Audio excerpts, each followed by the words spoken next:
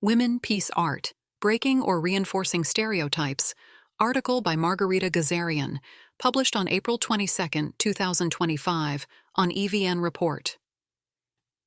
In September 2024, the Armenian Center for Contemporary Experimental Art, in collaboration with the Women's Fund in Armenia, hosted the exhibition Women, Peace, Art, showcasing the work of 8 female artists with the objective of exploring the complex interplay between gender, art, and peace. The title of the exhibition itself makes a bold statement, particularly in a climate where women's art is often politicized. It stands as a catalyst for deeper inquiry and could easily serve as the foundation for an independent research study or thematic exhibition. The subject matter tackled by the artists is notably significant, as it seeks to break the silence surrounding war and invite conversations about peace in Armenia, a context where memories of the war remain fresh. This means going against deeply rooted military patriotic beliefs within the exhibition's temporal and spatial context. Yet despite its ambitious intent, the project demands great responsibility in handling sensitive themes and navigating delicate boundaries. The greatest risk lies in potentially achieving the opposite effect, reinforcing these entrenched beliefs rather than challenging them. In presenting women's art, there's a propensity to frame it as gentle and lyrical, overlooking its capacity to be purposefully aggressive, painful, and provocative. When women's roles in peace are reduced to emotional or maternal instincts and their art dismissed as superficial expression, peace itself devolves into abstract propaganda, resulting in false sentimentality and a loss of depth. In the context of peace, women are often perceived as purely emotional and empathetic beings, stripped of agency and political will. Have the artists managed to transcend these challenges, move beyond entrenched narratives, and create authentic, progressive pieces of art? What expressive tools did they use? Which themes have dominated their focus? The answers to these questions will determine the exhibition's success. This review aims to examine the systemic problems surrounding politicized art and female artists in Armenia. Hasmik Avatisyan's collage series, crafted from magazines and book cutouts, perfectly suited the subject. The central collage featured an image of a man and a woman, with separate collages of men and women to the left and right. She titled the piece, Woman, Peace, Metamorphoses. The description read, "A woman is nature's metamorphosed wonder, a creator, a preserver, loving, patient, warm and restless, deep and also unpredictable. Can a woman preserve the fragile piece of earth? I think so. But only by cooperating with a man. Only through mutually conscious cooperation, in my opinion, can we save the world." Mutually conscious. Cooperation. Avatisyan's piece failed to address what specifically hinders cooperation or why women must be peacekeepers. Instead, issues relied on generalizations.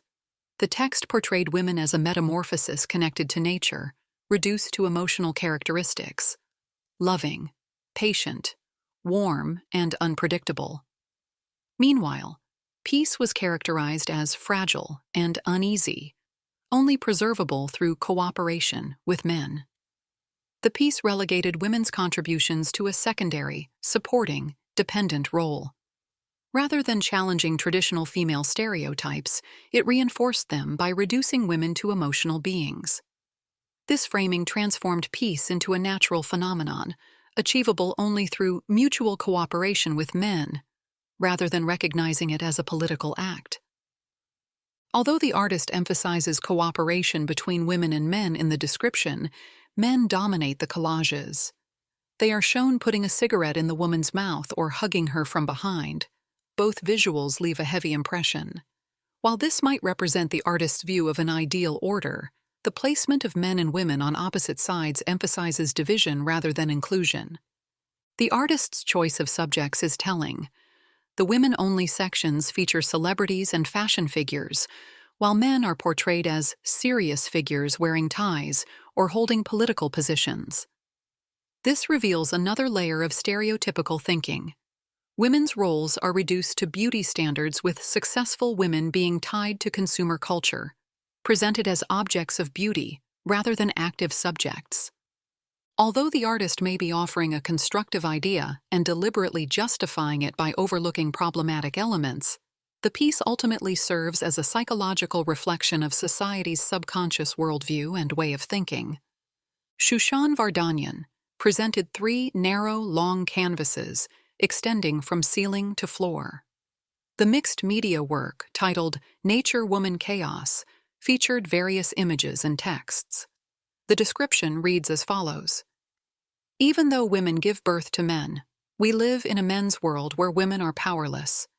To be a woman is to be in harmony with elements of nature, where the 5th element is the woman herself, woman creator, woman love, woman peace. And the age of harmonious energy will come." From a conceptual point of view, this work shares the same problematic approach as the one mentioned earlier. While the opening words of the description are promising and set an expectation that women's impact will finally be acknowledged, the subsequent statement contradicts the initial assertion. We live in a men's world where women are powerless. The artist creates a problematic contradiction by simultaneously describing the woman as a creator and as powerless. Just like in the example above, where the woman was referred to as a wonder of nature, here she is portrayed as a creator, love, and peace, an approach just as dangerous as other forms of discrimination. These are unrealistic expectations and demands that women are supposed to live up to. Essentialist ideas, such as viewing women as the 5th element of nature, or attributing natural and unchangeable traits to them. The idealization of women, though born of good intentions, creates another kind of trap where they are expected to embody moralistic, sacralized traits. Most importantly, this approach deprives women of agency and the freedom to make choices outside conventional expectations. It places a double burden on their shoulders: the pressure of traditional societal limitations on one side and the impossible standards of sacralization on the other. The next artist, Ina Sergeyan's piece, titled Cycle, was done in vain. Here, too, the idea hinges on essentialist concepts. The piece was visually impactful, a giant aquarium separated into 2 layers. At the base level lay a female figure that the artist had sewn from fabric and filled with soft material. The figure was in black and white, creating a grim impression. The upper layer's surface was completely covered in soil and plants. The description read, "Women and nature are co-authors. Life is created in the soil in nature, just like it's created in a woman's womb. And that process is a constant cycle. New lives are created, from a seed to the vastness of the natural world." Similar to the previous artist's piece, women are assimilated with nature, reduced to a reproductive function, relegated to the role of a mere passive object. The title, Rotation Cycle, is problematic as well, as it assumes a natural and unchangeable state and limits the possibility of social change, presenting women's role as predetermined. In other words, motherhood is not presented as a choice and a possibility. Interestingly, the piece's visual composition contradicts its stated concept of harmony between women and nature. The artist seems to have subconsciously expressed a state of oppression. The woman lies passively with folded legs and arms, eyes closed, displayed as if in a window, in stark contrast to the vibrant living state of the plants. The visual language appears to speak more truthfully than the concept statement of the piece. Marine Galstian's Internal Feelings consists of 2 graphic works surrounded by handwritten text. The description reads, "This piece expresses women's internal feelings and sensations that the world never sees. It portrays the ways women express their inner anxiety." Both fragments have a character looking directly at the viewer, and that character is a woman's Prudence. While the piece isn't visually groundbreaking, its concept offers some intriguing elements. It focuses on women's subjective experience, stripped of socially imposed roles. The title, Internal Feelings, suggests the artist's intention to shift focus from universal problems to personal ones, exploring what typically stays in the shadows. However, the text diminishes its impact through quotes like, "Women often reveal an incredible ability to overcome challenges. Women, like all people, have general and personal traits. And we often meet women who have a strong desire to help others, and they do that without being asked to." These quotes convey several problematic notions.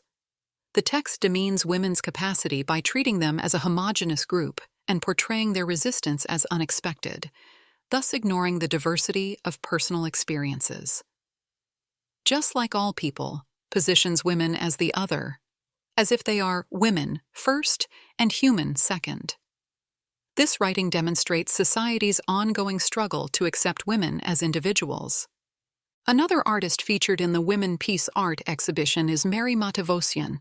Her piece, Escape from Reality, features nude women painted on long pieces of wood, with one holding a baby. The description reads, "Nudity as a form of freedom." The presence of nude women in this piece emphasizes the idea of freedom.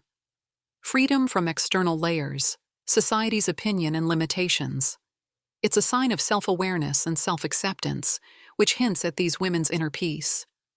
The artist connects nudity and peace in an interesting way, viewing it as a symbol of inner freedom and expression of peace. However, the title, Escape from Reality, seems to contradict its context. If nudity is presented as a symbol of freedom and self-awareness, then why escape rather than confrontation with reality? Another question arises. Is it even possible to reach true inner peace without redefining societal expectations? Although Matavosian speaks of freedom from external layers, in this case societal opinions and limitations, she hasn't fully engaged with the issues that she raises. She hasn't analyzed the obstacles women face or defined her form of resistance. Thus, there is a paradox. While the piece is about breaking free from external layers, clothes, the artist herself has fallen into another layer, that of escape.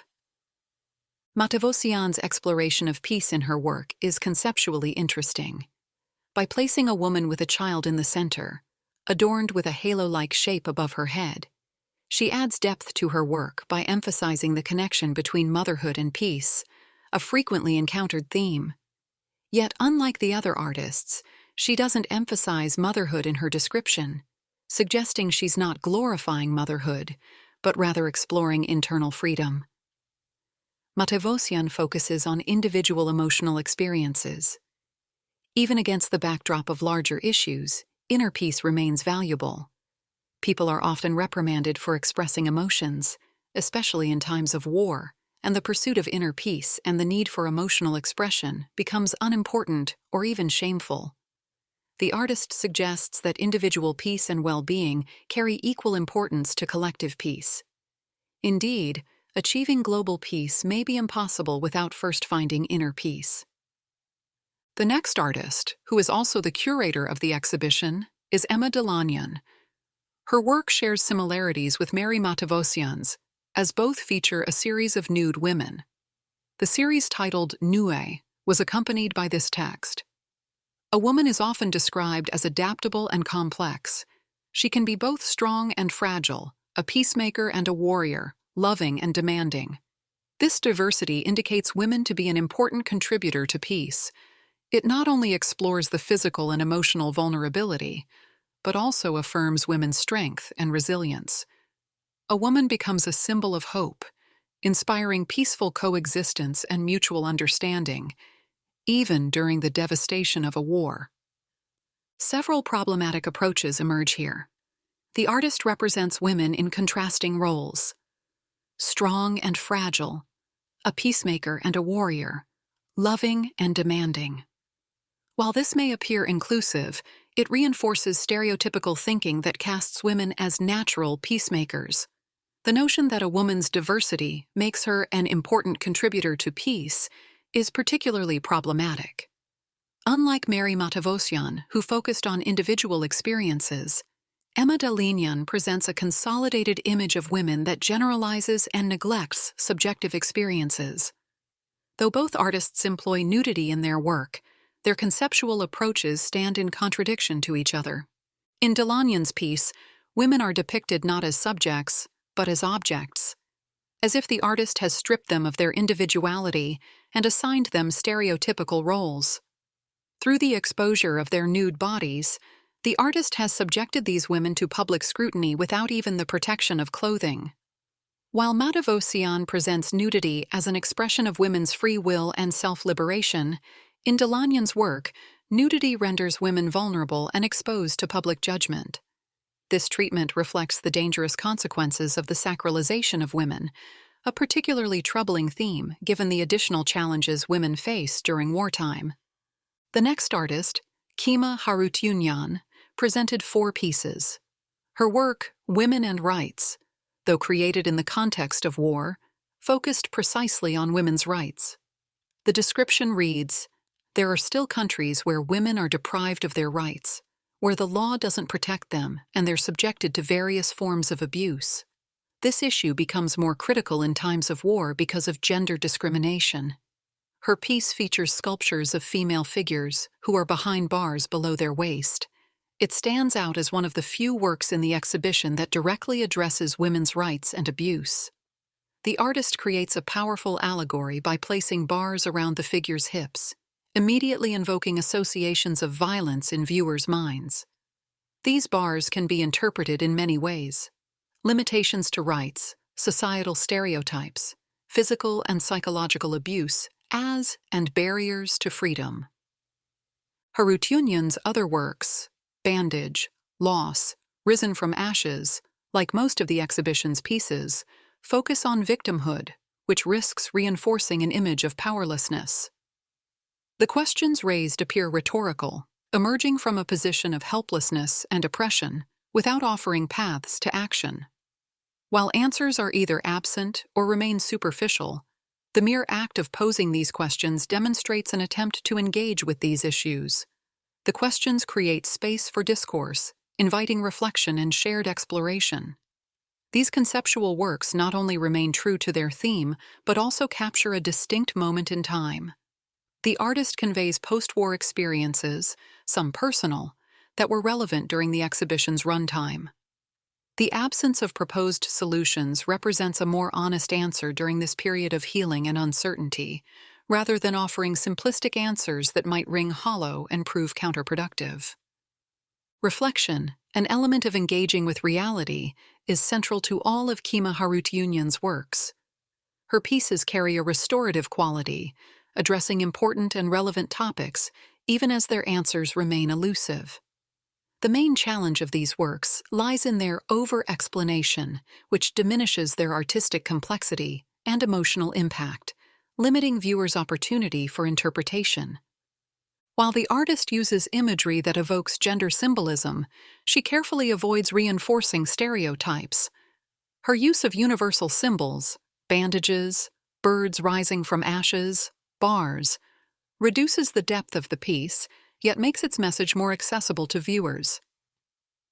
Intentions and curation. The exhibition was problematic both in its individual works and overall curatorial approach. The choice of artists, works, subjects, and media left the exhibition conceptually fragile.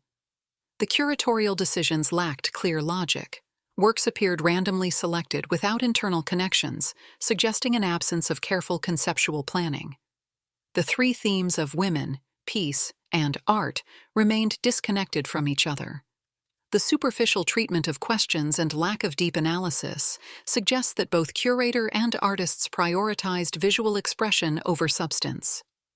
For an exhibition addressing such pressing contemporary issues, the concept should have been primary, with visual language serving to support it. Red walls were used for some pieces, and red color was generally dominant in the exhibition. While visually appealing, the conceptual reasoning behind this choice remains unclear. Red typically symbolizes war, violence, blood, and conflict, elements that contradict the exhibition's theme. The color also carries associations with female sexuality, inadvertently reinforcing the very stereotypes the exhibition aimed to break. The works in the Women Peace Art exhibition lacked specific temporal and spatial context, remaining too abstract. Even when addressing universal themes, it's essential to establish a concrete foundation for artistic ideas.